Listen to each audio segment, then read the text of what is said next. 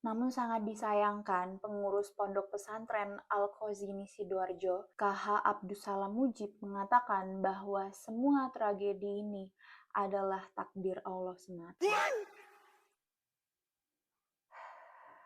Kehabisan kata-kata ya guys, kalau misalnya menyangkut soal ini, ya ini memang mungkin takdir dari Tuhan ya, tapi ada suatu bentuk tidak bertanggung jawab di sana yang mengakibatkan bangunan ini bisa runtuh.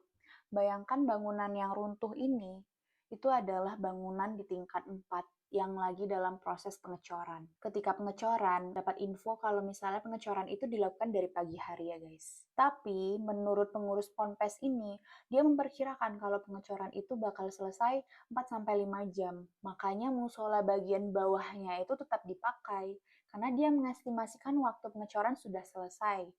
Nah, yang sangat disayangkan oleh para orang tua korban ini adalah kenapa bangunan yang sedang direnovasi tersebut masih dipakai bagian bawahnya untuk sholat berjamaah.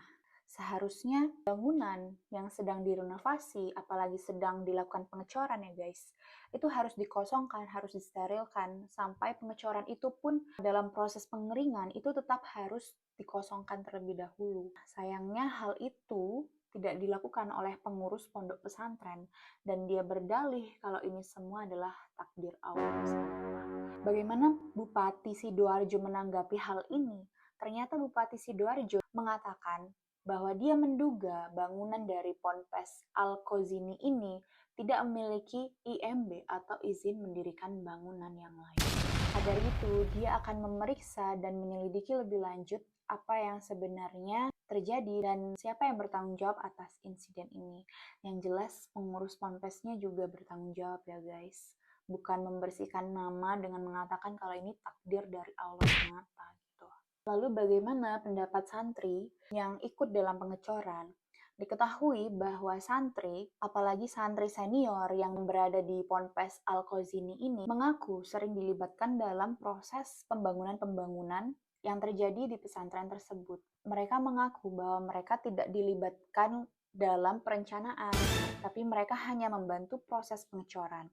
Jadi perencanaan bangunan, mulai dari konstruksinya, itu semua sudah dipegang oleh ahlinya, yaitu para tukang. Sedangkan mereka hanya mengaku mengangkat bahan-bahan, lalu kemudian mereka membantu proses pengecoran saja.